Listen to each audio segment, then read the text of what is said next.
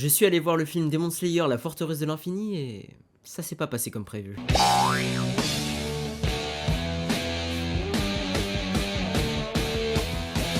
Bonjour à tous les amis et bienvenue pour cette critique cinéma sur la chaîne GaspSensei qui est ma chaîne secondaire, voilà je le dis parce qu'il y en a qui sont pas au courant. Je vais vous dire mon avis général sur le film, mais ça ce sera à la fin, restez bien. Vous citez les qualités à mon sens, les défauts à mon sens, même si mon sens est bien évidemment un sens très objectif, vu que je suis le cinéma. Je suis Martin Scorsese, absolute cinéma. J'ai des goûts absolument parfaits. Donc, ceux qui ne sont pas d'accord avec moi, je vous invite à m'insulter dans les commentaires, le mec qui veut s'auto-harceler. D'ailleurs, désolé, j'étais censé mettre des extraits du trailer, mais malheureusement, à cause des copyrights, impossible. Mais voilà, et je vais aussi vous raconter ma séance pendant la review, parce que c'était une anecdote assez marrante. Sans plus tarder, on est parti. Alors, le film Demon Slayer, voilà, qui est sorti en 2025. Le mec, il sait pas trop quoi dire. Qu'est-ce que j'en ai pensé? Donc déjà, je vais vous faire un rapide résumé du film. Donc... le film est la suite de l'animé, donc si vous n'avez pas vu l'animé, ça sert à rien d'aller le voir et ça sert à rien de regarder cette critique parce que je vais vous spoil. Donc c'est la bataille finale chez les démons, évidemment, à la fin de la saison 4 de l'animé, on se rappelle ce qui s'est passé. Comment il s'appelle déjà ce pilier, le pilier d'Aroche, on lui dit qu'on va lancer l'assaut final contre Kibutsuji Muzan dans la forteresse de l'infini, parce que Muzan est venu chez Ubuyashiki Kagaya pour... régler ses comptes avec lui. La quête est simple. Il faut trouver Muzan dans le repère des démons, qui est une forteresse infinie, donc très dur de se repérer. Muzan qui est donc le chef des démons, pour le tuer et mettre fin au règne des démons. C'est d'ailleurs le premier film d'une trilogie, donc j'ai très hâte de voir les films suivants, même si à mon avis ça va sortir dans longtemps, parce que voilà, les animés ça prend longtemps à faire, hein, les films d'animation. Et voilà à peu près, je peux pas vous en dire trop sur le film parce que j'ai peur de vous spoil, donc sans plus tarder, on va passer, à mon sens, aux qualités et aux défauts. D'abord on commence par les qualités, parce que je sais que ce que les gens veulent que je dise, c'est cracher dessus, ils veulent que je crache sur le film. Première qualité, l'animation est toujours au top. Vraiment Demon Slayer en termes d'animation, et j'en ai vu des animés, hein. Vous parlez à un vieux de la vieille, hein. Je pense que c'est numéro 1. Voilà, il y en a qui vont dire à Solo Leveling, à Jujutsu Kaisen. Non. Demon Slayer pour moi c'est imbattable. Ufotable, le studio d'animation de Demon Slayer pour moi sont les GOAT. Je crois qu'ils doivent faire un animé Genshin Impact d'ailleurs, mais bon bref. Moi si un jour je fais un animé, je veux travailler avec eux. Ils sont trop forts. Les combats étaient incroyables, je vais y revenir sur les combats. Mais franchement l'animation était un gros point positif. J'en ai pris plein la vue, je suis allé le voir en salle. Au pâté à Nantes, le mec qui donnait des détails inutiles. J'étais là, j'avais l'écran en face de moi, en plus j'étais assis vraiment pile au milieu. Waouh. Absolute cinéma, vraiment, l'animation était dingue. Même le chara-design des personnages, bon après ça vient du manga, hein, je sais bien, mais était très réussi. Les nouvelles lunes qu'on a vues, on a vu des nouvelles lunes, c'était très réussi. Les antagonistes ont beaucoup d'aura, les protagonistes ont beaucoup d'aura. Et franchement, Ufotable, merci. Vous savez bien dessiner, voilà. Ensuite, deuxième qualité. J'aimerais féliciter dans ce film les scènes d'action et de combat qui sont dingues. Les combats étaient incroyables, mais de toute façon, Ufotable, ils savent bien dessiner, mais ils savent bien animer. Donc, les scènes de combat étaient dingues, étaient incroyables. Il y avait des moments où, tu sais, genre, il y a la musique à fond parce que c'est combat épique, et à un moment, il y a un gros coup. Genre, le personnage, il se fait toucher potentiellement mortellement et tout. Et là, hop, silence, écran tout blanc. T'es là, t'es en mode, oh, est-ce qu'il va mourir? T'es là, t'as des frissons, ma gueule. J'étais dans le cinéma, frérot. Il y avait les gens à côté de moi, là, j'avais envie de les... Et d'ailleurs, je vais y revenir sur ma séance de cinéma parce qu'elle a été un petit peu... elle a été un petit peu gâchée, mais je vais vous la raconter. Tout simplement pour une seule raison. Déjà, il y avait que des jeunes dans la salle, hein, parce que bon, Demon Slayer, voilà, c'est plutôt ciblé pour les jeunes. Des jeunes de mon âge à peu près, ça allait du collège à genre 25 ans. Et il y avait une meuf devant moi qui a décidé d'acheter des pop-corn. Sauf que dans le film d'ailleurs, ça c'est un des points positifs, je vais y revenir, a des excellentes musiques. Mais le film joue aussi, et ça c'est une qualité des grands films, voilà, je redeviens sérieux 5 minutes. C'est une qualité des grands films, le film savait extrêmement bien jouer avec les silences. Les silences avaient un rôle très important dans le film pour instaurer du suspense, pour instaurer je sais pas, voilà, un climat de tension, un climat de... Voilà, tu vois, c'est important les silences dans les films, il faut pas tout le temps qu'il y ait de la musique, c'est pas un TikTok, tu vois. Et sauf que la meuf devant moi, comme as, avec son son bol de popcorn. Et tu sais, elle en prenait toujours trop dans sa main. Elle se les enfilait comme ça. Il y avait des persos, ils étaient... Bon voilà, je vais pas vous spoiler. La partie spoiler, d'ailleurs, ah oui putain, j'ai oublié de le dire. Il y a une minute dans le titre, c'est à partir de ce moment-là où je vais commencer à spoiler. Sinon, il n'y aura pas de spoiler. Mais il y avait des combats, et vous imaginez bien que dans les combats, il y a des moments de tension. Des fois, tu te demandes est-ce que le personnage va mourir et tout. Moi, je suis là, je suis comme un ouf, et j'entends... Il y a un silence complet dans la salle, parce que tout le monde est en stress, et t'as la meuf devant moi. Mais le problème, c'est qu'en fait, une fois que tu l'as remarqué, tu ne fais gaffe plus qu'à ça. Tu ne peux plus passer outre. Donc une fois que je l'avais remarqué, et c'était très tôt dans le film, c'était mort, c'était foutu. Bon, le film dure quand même 2h35, donc au bout de genre 1 heure, elle avait plus de... Elle avait plus de popcorn, et heureusement, mais pendant 1 heure, vraiment, j'avais envie de... Ouf, voilà. Bref, voilà, je reviens sur les qualités. Donc, comme je l'ai dit, les musiques sont exceptionnelles, les silences sont extrêmement bien gérés. Le rythme des scènes de combat était dingue, et donc ça va avec la musique, ça va avec le son. Il y a des musiques qui sont chantées, tu vois, notamment au début. Ça rajoute de l'émotion de dingue. Vraiment, en fait, le film, c'était absolu de cinéma. Voilà, je sais que je me répète, mais c'était un spectacle, tu vois. C'était vraiment impressionnant. Et rien que pour ça, bravo à Ufotable. Et voilà. Nouvelle qualité. Et ça m'a étonné parce que, alors je regarde Demon Slayer depuis vraiment longtemps, hein, depuis 2020 je pense. Et Demon Slayer, j'ai toujours trouvé que l'histoire était un peu nulle. Les persos étaient pas trop développés. Genre, voilà, Zenitsu, c'est un peu un con. Inosuke, c'est un peu un con. Tu vois, c'est tous un peu des petits cons rigolos, etc. Mais tu connais pas trop leur histoire. Et du coup, t'as du mal à... Enfin, ils sont attachants parce qu'ils sont marrants, mais voilà, tu vois. Et là, j'ai trouvé que dans ce film, notamment par un des trucs qui sera dans les défauts, et voilà, je vous spoil, les flashbacks. Mais grâce aux flashbacks, il y avait un développement des personnages et un développement narratif très intéressant. Vraiment, et je me suis dit, mais enfin... Bon, après, c'est l'arc final, hein. Là, les 3 derniers films, les 3 films de la trilogie, viennent terminer, en fait, le manga. Enfin, terminer l'animé, donc c'est la fin, tu vois. Donc c'était peut-être mieux de commencer à faire ça avant. Mais je me suis dit, enfin, Demon Slayer me cook quelque chose. Enfin, il me propose une histoire. Enfin, il me propose des flashbacks intéressants, des développements de personnages intéressants. Enfin, je comprends des trucs dans l'histoire. Parce que vraiment, Demon Slayer, c'est un con, voilà, avec un samouraï qui fait que se battre. J'ai l'impression que c'est ça, tu vois. Même, tu regardes l'arc entraînement des piliers. Bon, voilà, ils vont s'entraîner avec les piliers. Aucun développement de personnage à part Tomioka Giyu qui fait une crise de la jalousie de merde. Donc franchement j'ai été agréablement surpris parce que le film, par les flashbacks, mais on va y revenir, a vraiment un développement narratif intéressant. Et il y avait de l'histoire quoi. Il y avait de l'histoire et moi ça m'a satisfait parce que j'ai l'impression que Demon Slayer c'est un peu que des combats. Mais là il y avait de l'histoire et merci. Voilà, merci. Et dernière qualité que j'ai écrit, attendez je lis. Ouais, j'ai dit qu'il y avait pas mal d'esprit shonen parce que les combats sont un peu épiques et tout, mais bon. Bref, ça c'est moi qui me prends pour Inoxtag. Bref, les amis, sans plus... Oula, c'est quoi ce bruit de con là? Désolé. Sans plus tarder, on passe aux défauts du film. Premier défaut, le rythme. Et là, vous allez dire, mais Gasp, t'as dit que les combats étaient extrêmement bien rythmés. Oui, les combats, mais pas le reste. En fait, le film, globalement, pour vous expliquer, c'est un des défauts que j'ai mis d'ailleurs, mais du coup, je spoil. C'est 50% de combats et 50% de flashback. Il n'y a pas d'histoire dans le monde présent, etc. C'est soit ils sont en train de se battre, et pendant qu'ils sont en train de se battre, ils pensent à des trucs du passé. Tu vois, c'est vraiment que ça le film. Ils font... mais les flashbacks, donc, comme je l'ai dit dans les qualités, ramener des éléments narratifs intéressants. Mais les flashbacks, pour moi, étaient trop longs. Et en fait, casser trop le rythme. En fait, avec un flashback, ça peut être intéressant de casser le rythme, tu vois. Il y a un combat, et bam, au milieu, un flashback qui te sort du truc. Et après, quand tu reviens dans le combat, c'est insane, etc. Et ça peut être extrêmement bien géré. Et ils ont essayé de faire ça, mais pour moi, c'est raté. Parce qu'il y a certains flashbacks, en fait, qui durent...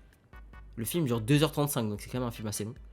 Il y a certains flashbacks qui durent, no joke, 30 minutes, tu vois.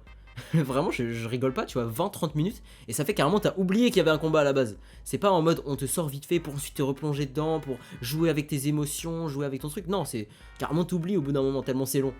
Et donc les flashbacks étaient un peu longs, quoi. Ils étaient très intéressants narrativement. Ça, je vais en parler dans les spoilers, notamment celui sur Akaza, mais bref.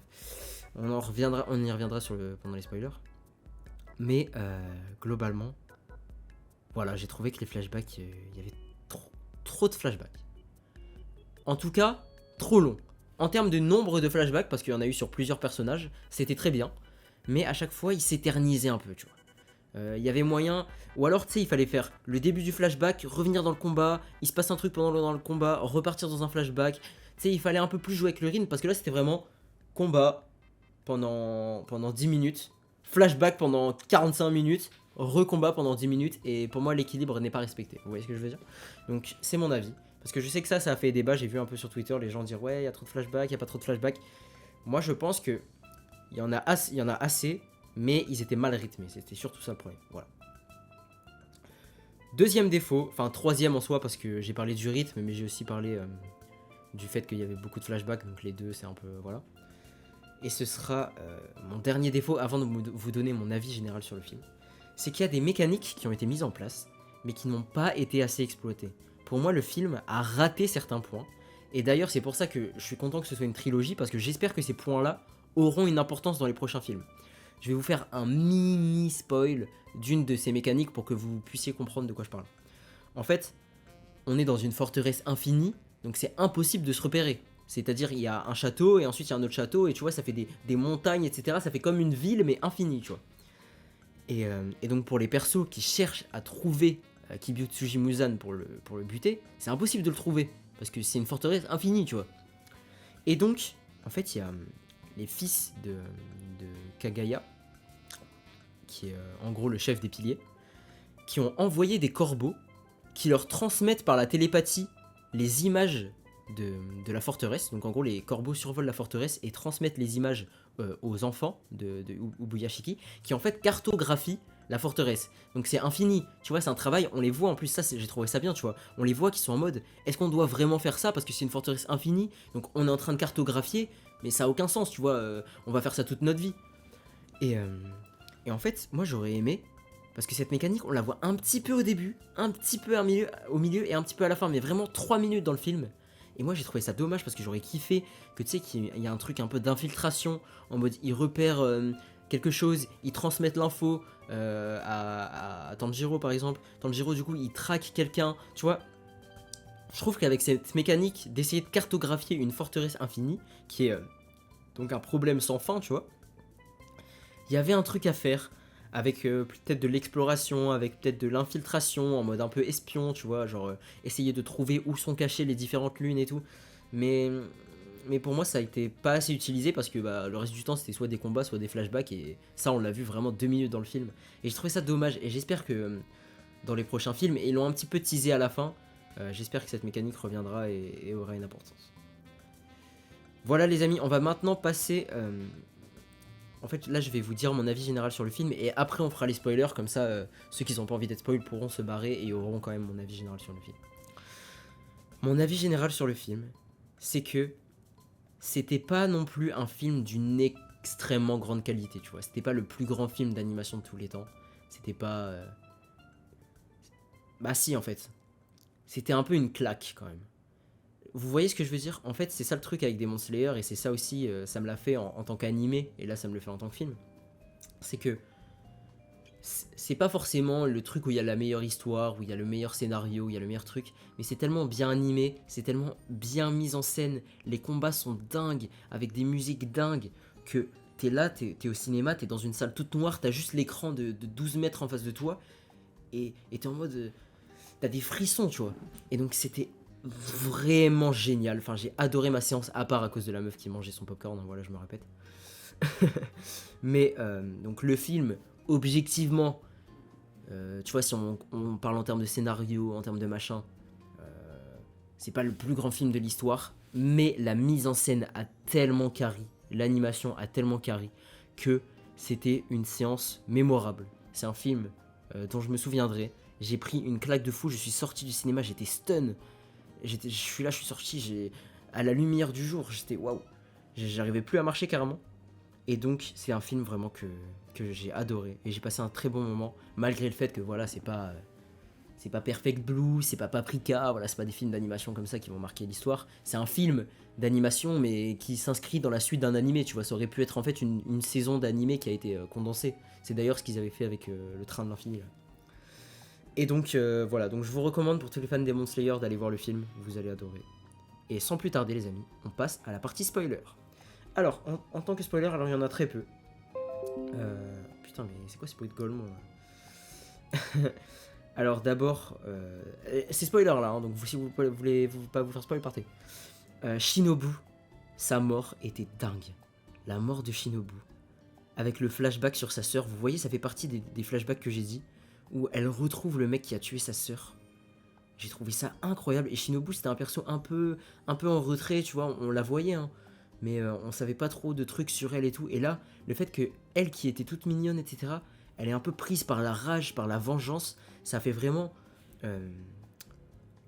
comment dire, un paradoxe au sein du perso, tu vois. Genre le perso, depuis le début, il est tout mignon et tout. Et là, il devient d'un coup très énervé, en mode vengeance, en mode putain, c'était toi qui as tué ma sœur. Et en plus, c'est l'antagoniste, donc la lune numéro 2, j'ai oublié son nom, était vraiment génial avec les éventails. Là, je crois que c'était des éventails avec lesquels il se battait. Et c'était vraiment une super scène, le fait qu'il mange des petites filles et tout. Et après, il y a du coup la disciple de Shinobu qui arrive pour la venger. Donc ça fait une vengeance de vengeance, tu vois. Et donc dans les prochains films, je pense qu'ils vont adapter ce combat et ça risque d'être fou. Et donc vraiment, grosse mention spéciale à tout ce truc sur Shinobu. Après, au niveau des combats que j'ai adoré, j'ai beaucoup aimé aussi le combat de Zenitsu avec son frère d'armes là. J'ai trouvé très intéressant aussi ce flashback. On voyait un peu qu'ils étaient un peu les deux frères opposés parce qu'il y en a un qui maîtrisait une seule technique, qui était la technique ultime, et l'autre par contre il maîtrisait toutes les autres techniques. Donc j'ai vraiment trouvé ça super. Même avec le vieux, qui était donc leur maître à tous les deux. Le fait qu'ils essayent de savoir qui était plus fier de l'autre et tout. Et j'ai vraiment trouvé ça bien. Mais pour moi, le climax du film, évidemment, c'est Akaza. Akaza, antagoniste qu'on avait vu dans le Train de l'Infini et que j'avais beaucoup critiqué à l'époque. Bah, pas sur YouTube parce que je faisais pas de critique de cinéma, mais dans ma tête, où je me disais, mais cet antagoniste, il pue la merde là. Il arrive, juste il tue un mec important et il se barre et voilà. On sait rien sur lui, c'est juste un démon de merde, etc. Mais oh, pardon. Désolé d'avoir dit ça. I apologize. Je suis désolé. Ufotable, si il faut, je vais devant votre bureau, je me mets à genoux. C'était quoi ce flashback de dingue? Et surtout, parce que le flashback, c'était lui, en fait, le flashback très long. On a vu du coup Akaza, enfin, il s'appelait pas Akaza quand il était un humain, mais on a vu que c'était une crapule et au final, il faisait que se battre et donc il finit dans un dojo et donc au final il apprend le respect, etc. Sauf qu'au final les mecs de son dojo se font buter et donc au final il retombe dans la vengeance, il retombe dans ses travers et quand il est au plus bas il tombe sur Muzan qui lui propose de la puissance pour devenir un démon. Donc déjà j'ai trouvé ça très très cohérent. Même il y avait l'histoire d'amour là avec sa copine là. C'était génial. J'ai trouvé ça juste un peu nul le fait qu'il soit mort de poison dans un puits, tu vois. Je me suis dit ouais c'est pas très original mais bon pourquoi pas, tu vois. Mais ouais, j'ai trouvé ça hyper touchant, mais surtout la plus grande scène. Mais franchement, cette scène-là, je pense que c'est une des plus grandes scènes de l'animation japonaise, et je le pense sincèrement. La mort d'Akaza, quand il se rappelle, et Tanjiro et Giyu, ils sont au plus mal. La musique est dingue. C'est le climax, t'as l'impression que c'est fini pour Tanjiro et Giyu parce qu'ils savent pas comment le tuer, parce que le démon il se régénère, etc.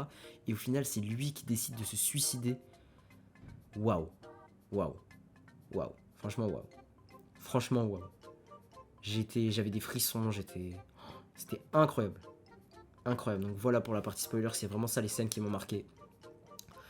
Qu'est-ce que j'ai d'autre à dire au niveau spoiler?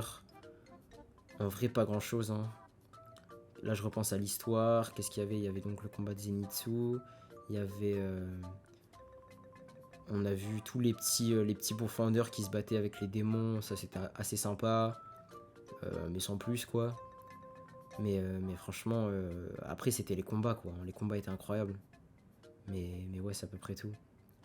Je crois que c'est à peu près tout. Hein. Ouais. Bon voilà les amis, c'était mon avis sur le film Demon Slayer, donc c'était un excellent film. Je sais que je vous avais promis de faire cette critique il y a une semaine de ça, mais j'ai pris du temps à la sortir parce que j'étais occupé. Et prochaine critique de film, bon je vais plus donner de date parce que je le respecte jamais, mais je pense que ce sera, j'ai oublié le titre du film, mais le nouveau film de Paul Thomas Anderson, PTA, comme on l'appelle dans la famille, qui est noté 4,5 sur Letterboxd, c'est limite devenu un des films les mieux notés de tous les temps alors qu'il est sorti il y a une semaine. Donc je vais aller voir ça, et je vous ferai sûrement une critique si j'ai des choses à dire, mais je pense que oui. Et voilà les amis, c'était Reggie le Gasp, et on se retrouve pour un podcast demain. Non, après-demain. Et on se revoit très bientôt. Voilà. Gros bisous. Vous êtes sur ma chaîne secondaire d'ailleurs, abonnez-vous à ma chaîne principale et à toutes mes autres chaînes qui sont dans la description, Best of the Live, Twitch, etc. Bref, allez voir et bisous.